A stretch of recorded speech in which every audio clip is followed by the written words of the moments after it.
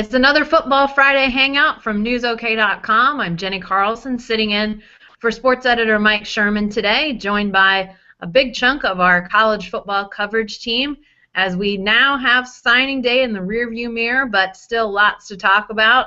I've got some signing day rewind, but also some coaching additions and subtractions at both in-state schools, and we'll get to all that during our live chat today. You can ask us a question at newsok.com/live. If you want to talk OU, if you want to talk OSU, college football in general, we've got folks who can answer all of those questions. I'm joined right now by columnist Barry Trammell. There he is. Also by OSU beat writer Kyle Fredrickson. Hey, guys.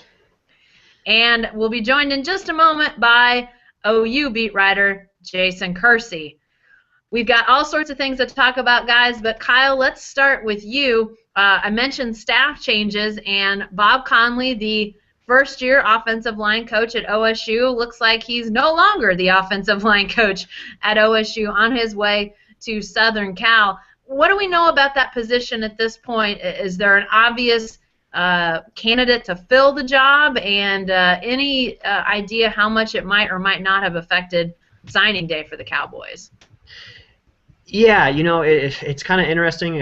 Bob Connolly has, always been a journeyman. He was at 7 schools since 2000, and now he'll be at 8. A guy who just seemingly hasn't been able to stick around, anywhere at this point, at least in recent history. So when we talk about who the Cowboys are going to replace him with, it's really yet to be seen. I think the Cowboys could hire from within if there's some GAs they like, if they are high enough on someone, or Gundy might just take his time and try to pluck an up-and-coming guy who'd be willing to jump ship after signing day, kind of where we're at in the cycle right now, and bring him in as well. But I get the feeling like Connolly maybe was never the real fit for this program, and it's hard to say. His players always said good things about him, but he was such a change from what they had with Wickline, and after going through 10 years with a really great run with a very intense coach, almost militarian, and then to go back to someone with a different style,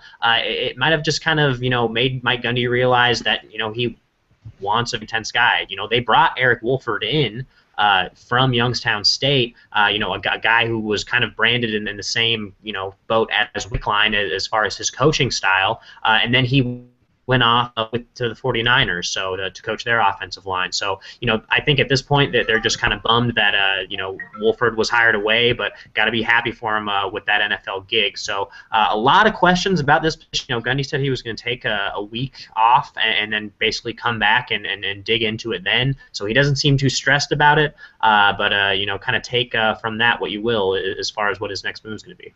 Hey, I got a question. Fieldhouse, do you think Gundy was upset that Connolly left, or was he okay with it, do you think? I don't have a feel for that one way or the other.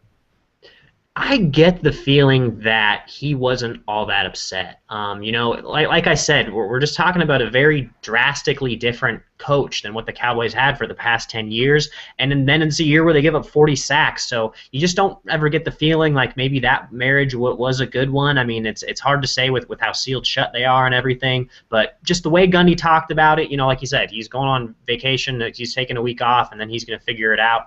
It seems like that would be the case. Now, you could also argue that the Cowboys brought in Eric Wolford before any of this happened, knowing that Connolly wasn't going to be the guy next year because he had so much experience with offensive line coaching. So it's hard to say, but I don't think Mike Gundy's losing any sleep over it.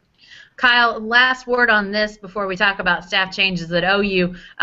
With Bob Conley out, Wolford out, Mike Gundy talked a lot on signing day during his press conference about how involved he was in recruiting and getting this class to the finish line, maybe more so than past years. With 6 offensive line commitments in this class, was a large portion of what he did making sure those linemen were solid, especially with the staff changes there with that position? You would sure think that that's got to be part of it. you also got to remember, as far as the stretch run for the Cowboys in this recruiting cycle, they were also hitting running back very hard. I know Mike Gundy was recruiting Chris Harsin, going out and making visits with him. Even one report that he actually brought Barry Sanders' Heisman Trophy with him Wow. to go see Chris Carson. So that shows you just how important that was for him. So that plays a part in it. It's hard to say how much Connolly's departure affected this class. It happened so late. You had the one decommit and Josh Jones. He was an offensive tackle from Richmond, Texas. A guy the Cowboys were very high on, a 3-star rated commit. You could say that him flipping to Houston just a couple days after the announcement of Connolly's departure would have played a role. But, looking at his Twitter feed, he talked about, my city's calling my name. He's a Houston guy. So, it could have been that as well. So it's hard to tell what the impact really is. Well, let's talk about some changes down in Norman, and we'll bring Jason Kersey, OU beat writer, online here. He's in the office at 9000 North Broadway for one of the last times. We're moving downtown next week, so Jason, the fact that you're there, I think it's a little symbolic, frankly. Yeah, I had to do my expense report and all that stuff, and I was feeling a little nostalgic, so I decided to come back one last time. I think it's probably the last time I'm here, frankly. So Yeah. Make sure your desk is all packed up, or we've got that was the other thing. An office assistant that will find you and make you pack and tape your own boxes. All right, Jason, let's talk about coaching changes in Norman. We knew that the Sooners were going to need to be replacing some coaches. It sounds like they have, to my knowledge, unless something's happened today. No official word yet, but who are the new guys, and what do we know about them? Well, to replace Jay Norvell at the receiver coach spot, they've brought in Dennis Simmons from Washington State. That hire makes a lot of sense because he's worked with Mike Leach and Lincoln Riley at Texas Tech and East Carolina, so he has a deep knowledge of the offense that Bob Stoops wants to install. He's been a good recruiter. He recruited Dahu Green to Washington State when he was committed there. So that hire makes a lot of sense. The other one, Kerry Cooks, has been hired to coach in the secondary. Both of these guys have announced these hires themselves. OU has still not announced them. I think there's some sort of weird HR policy red tape thing going on that is preventing them from being announced. But they, for all intents and purposes, they've been hired. And I think both are good hires. I mean, I think they both bring something different. They're both good recruiters. So to me, I don't see anything wrong with either of these hires. Before we bring Barry Trammell in here to talk about coaching changes, Jason, one last thing. You mentioned Dahu Green and the fact that he was committed to Washington State, then is now flipped to OU, receivers coach coming here. Do you have any sense of how this worked? Were these guys out recruiting for OU, or were they still recruiting for their old schools? How did any of that play out? Well, I'm not really sure, but you get the sense that these recruits knew what was happening. For Dahu Green, I think staying in the Oklahoma area was probably what his family wanted. So that was probably good for him. That probably played a pretty big role, and he got a really late offer. But I would imagine that Dennis Simmons coming along probably helped. There's another kid that OU signed. It was a signing day flip. Prentice McKinney, had been committed to Notre Dame for a long time, and then he flipped to North Carolina last month, and then he flipped to OU. So a defensive back who was committed to Notre Dame for months, was recruited by Kerry Cooks. So that's another one that you sort of get the sense that maybe Prentice McKinney knew something and really liked Kerry Cooks, and maybe that played a role. Well, Barry, let me ask you about this. Coaching stability, coaching changes. I mean, some of these you maybe can't avoid, guys that get jobs elsewhere and just go. But what's your feeling about stability versus turnover, maybe new blood? Do you get a sense of how that might impact, for the good or the bad, OU or OSU? Well, to be perfectly honest, I think a little bit cynical view, but we live in such a mobile society, a transit society. A lot of these kids didn't go to the same high school for 4 years. They move around, they jump around. I don't know that there's, I think when you lose a coach, You probably lose some recruits, but you probably gain just as many with the new guys coming in. Dennis Simmons, pretty good example of that. Lincoln Riley, example of that. So I think it's probably a wash. I think it's changing. I think Bob Stoops, Bob didn't fire anybody for 12 years after he became the head coach at Oklahoma. He was probably the exception to that, and his staff being so stable, we probably won't see much of that anymore. I think you're going to see more and more just the nature of the business. We see it in our business. People a lot more, transient in terms of moving to different jobs and different parts of the country, all those things. So I think it's just part of the business now, and it probably hurts you some, probably helps you some. Last word on coaching changes. Let's go to Jason real quick to talk about Tim Kish. We've talked about this for several weeks, that signing day and the linebackers that he would get to the finish line might be the question of job security. What's your sense at this point, Jason, about Tim Kish and whether he's going to be the linebackers coach at Oklahoma moving forward? Yeah, I think that's sort of a very murky situation right now. I always got the impression that he was on the hot seat at the very least. He has really had trouble recruiting guys. I think he's coached the guys he has up pretty well the last couple of years, but in terms of recruiting, he has not been able to land very many big prospects.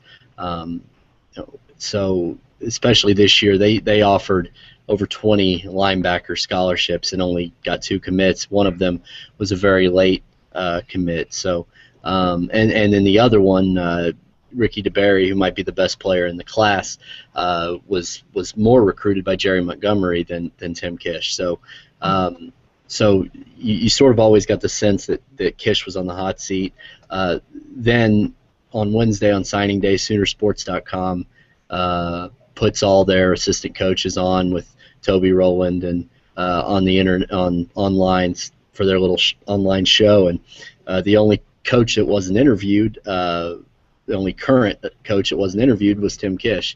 And 2 years ago, when Jackie Shipp, Bruce Kittle, and blanking on his name, James Patton were fired, they were after signing day, they were the 3 coaches who didn't appear on Sooner Sports on signing day. So I was told by a OU PR person that was just a coincidence. I don't know how much of that I believe.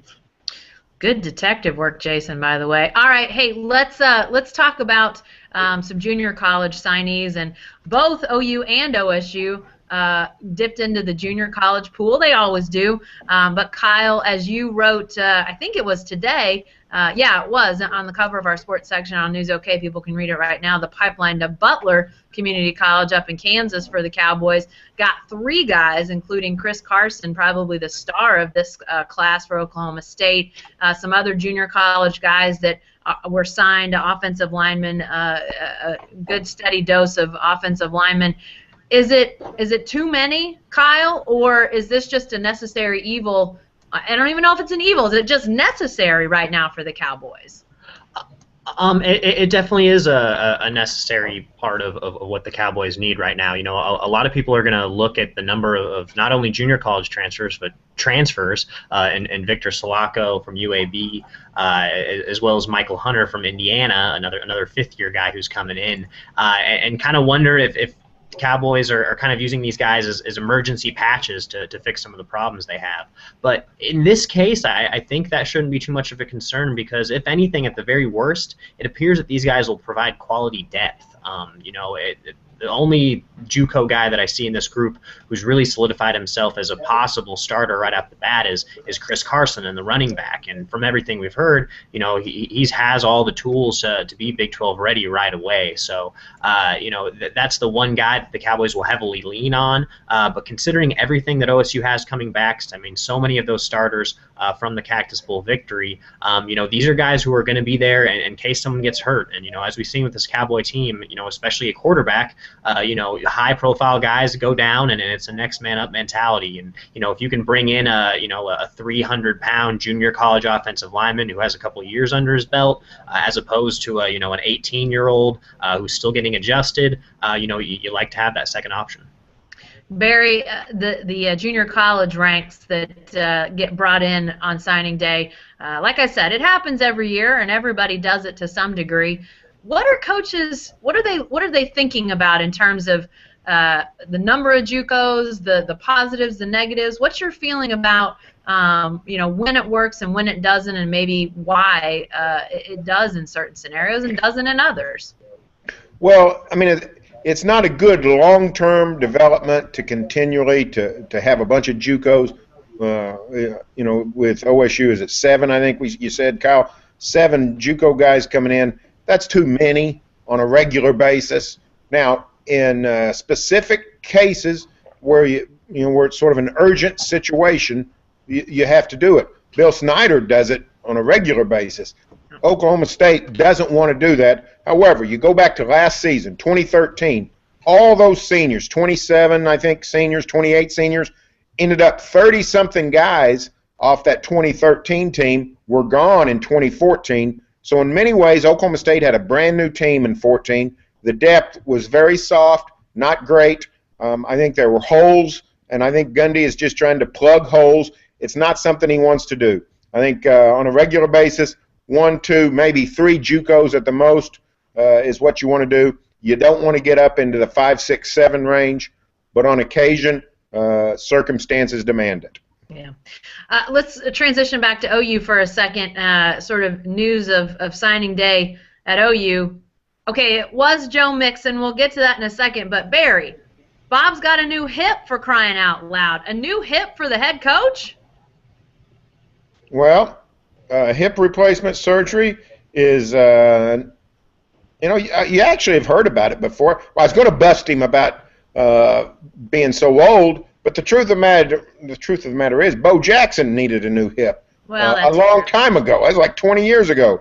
And I think Bo Jackson is younger than me and Stoops, if I'm not mistaken. We're both 54. Bo Jackson's probably in the 51, 50 years old range. So it happens to the best of us. Hadn't happened to me, I'm glad about, but I didn't go throwing myself across Big Ten football fields either. Exactly. Yeah, I was definitely thinking of the age factor playing in there. But Bob Stoops has kind of hobbled around on that hip, and I think the knee that doesn't have the ACL for quite a few years. This will probably help him not have to hobble quite so bad. Jason, let's transition to what was the more serious news, I think, coming out of signing day at OU, which, those press conferences are so usually turned to who's coming in, who's new, who we haven't seen on campus. And lo and behold, the talk of OU's signing day press conference on Wednesday turned into Joe Mixon. Cale Gundy talking about him extensively. Just his where he is in the process. You had some great stuff from Joe Castiglione talking about that as well. It sounds like, when you talk about new faces, Joe Mixon may be the biggest impact new face that is coming for the Sooners. Yeah, most definitely. Yeah, like you said, these press conferences are usually focused around the signees and talking about the kids that are coming in.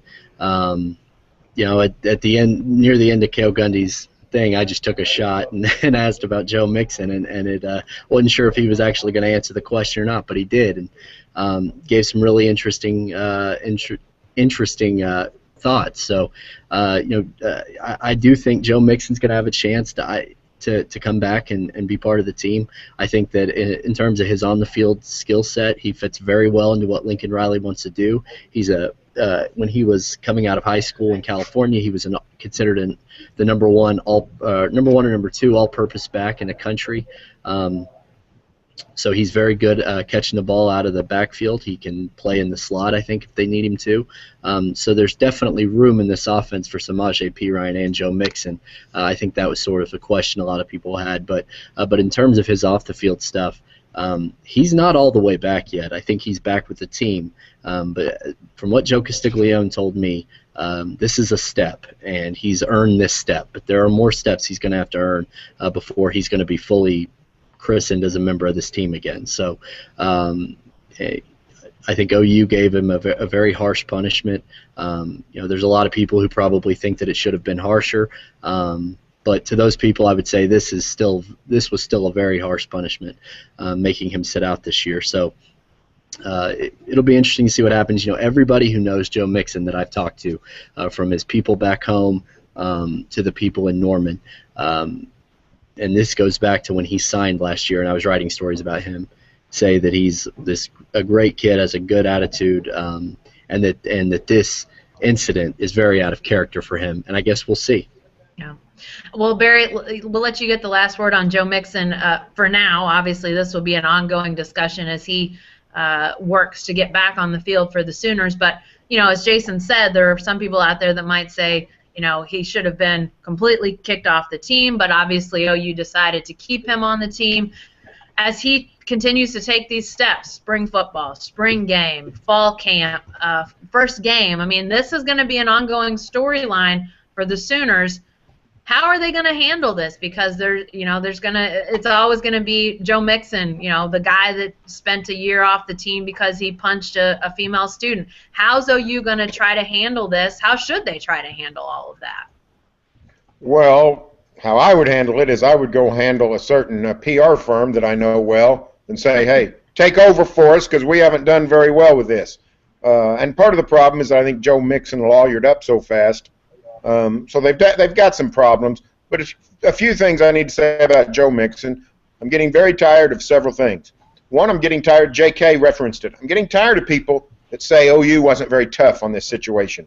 You got to be kidding me. Taking a full year of an 18-year-old's life is not a punishment, for crying out loud. To me, that was a massive punishment. If you're 37, a year, you know, you can sort of have it in perspective. An 18-year-old, I mean, to me, that was a massive, massive punishment. Number two is this. I am tired of people acting like Joe Mixon is going to be the reincarnation of Adrian Peterson. The truth of the matter is we have no idea if Joe Mixon can play a lick. Let me tell you who's going to be good next season. Samaje Perine's going to be good. Keith Ford's going to be good. Alex Ross is going to have the chance to hit some home runs. I don't know if Joe Mixon can even learn the plays. I don't know if if he can hang on to the ball. Nobody knows that. He hasn't even practiced.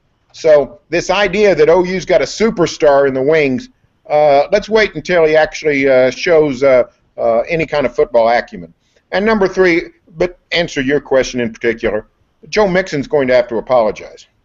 He's going to have to apologize, and it's not going to carry much weight because it's so late. I mean, we're in February. This was July when it happened. We're now in February. But he's still going to have to do it. The sooner the better, the quicker the better, and then move on. But, this was handled very poorly, really, by Joe Mixon and whoever is handling him. I don't know that OU was terribly involved in a lot of these decision-making, but a lot of this could have been put behind him a long time ago, and it wasn't, and so here it is, still hovering. Jason, do you feel like there's going to be a formal apology coming at some point from Joe Mixon? I couldn't tell you. You know, I think that he agreed to this Alford plea, which is sort of a rarely used, I guess, thing in the courts, where he knows that they have enough to convict him, but he's still maintaining that he feels like he's innocent, which to me is unfortunate because he clearly did something wrong. I think we can all agree on that. He overreacted to something, and he made a really bad split-second decision. And I agree with Barry. He does need to apologize. Barry has made this point before. Marcus Smart apologized the day after he shoved that fan at Texas Tech, and this is a lot worse than that. So I definitely think that needs to happen. Will it happen? I don't know. I don't know if they'll bring him in for interviews during spring practice. I would imagine they won't, but they could. If they do that, then maybe they tell him before he comes in, first thing you need to say is apologize for the trouble this has caused, apologize to the victim. I don't know if he'll do that. But I definitely think he should. Yeah.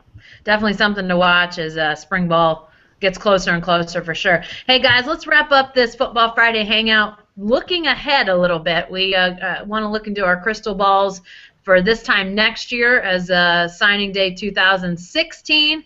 I'm not looking for specific names unless, of course, you have them. Kyle, we're going to start with you. Are there positions? Are there needs? Are there areas where you feel like, or even if there are some players out there that you feel like OSU will be targeting either in-state or out-of-state? Who are those? What are those storylines we're going to be talking about this time next year? Right. This is going to be another case where the Cowboys are going to return a lot. I mean, remember just how young they were this past year. These guys are going to start becoming sophomores and juniors. The bigger names that we've seen, that are become prominent early in their careers are going to be coming back. But just a couple things to be wary of. You're going to lose a guy like Ryan Simmons after next season, a middle linebacker. Now we'll go into his second year at the position. That's just it's kind of a quarterback on the field for the defense.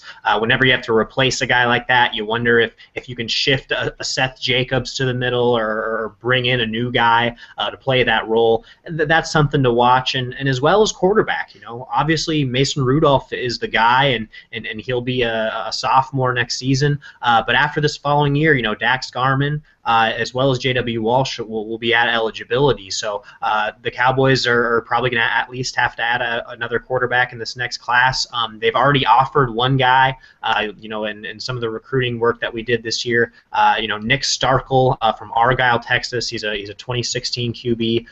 They've already offered him a scholarship. He reported that out on Twitter. So the Cowboys are already looking ahead, and those are two positions of concern. But like I said, they bring back another core the following year just because of how young they were in 2014.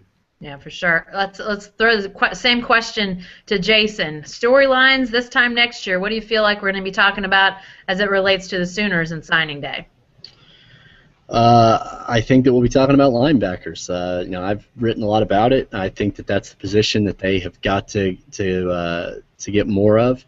Bob Stoops said they're happy where they're at. They've reached their target number. I don't see how that's possible when you run a 3-4 system, particularly when you look at what they're losing next year. I mean, they're going to lose a good number of their linebackers, Frank Shannon, Eric Stryker, Devontae Bond, and then even P.L. Lindley, who rarely plays. He'll be gone too. So I think, according to the numbers, they're looking at having 2 outside linebackers on scholarship after next season, and that's before they recruit anybody. So the linebacker position is going to be absolutely critical. But I think the position, that may be the most important position group, but I think the most talked about thing we'll be talking about next year is the quarterback. They did not sign a quarterback this year.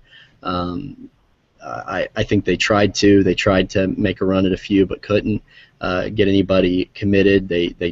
I think the adding Baker Mayfield sort of made that less of a priority. But next year they're going to have to get one. And Cale Gundy, I think, already started the recruiting process for that when he set up there at his press conference and talked about how we're going to be real attractive to quarterbacks next year because of Lincoln Riley's offense and because of how we didn't have one this year. So to me, that whoever they sign next year in terms of quarterbacks is who we'll probably be talking the most about. But I don't know that that's the most important position that they're going to recruit next year. What is it they say? Always be finishing, always be selling. Is Cale Gundy saying always be recruiting? Is he always selling? It sounds like he is, Barry. That's a great point. The quarterback situation. Let's end with you. Sort of. What's your feeling? I think this gets at a bigger issue for Oklahoma. Obviously, they don't have any new blood in that quarterback room. They're going to have to ride with who they've got. At least it sure looks that way. Can you peg a starter right now? Is there a guy that you feel like is gonna be able to handle this if who they've got is who they're going to have to pick from? Well, what's interesting is there's no great evidence that the Heisman Trophy is headed to an Oklahoma quarterback anytime soon. However, this side of Columbus, Ohio, I mean, the Sooners have as many guys that have won football games as anybody in America. I mean, they've got 3 quarterbacks who have won Big 12 conference games, multiple Big 12 conference games. So, and then you factor in the new blood. The truth of the matter is, what Lincoln Riley does with his quarterbacks is going to be the fascinating story of this first spring practice and even really the 2015 season.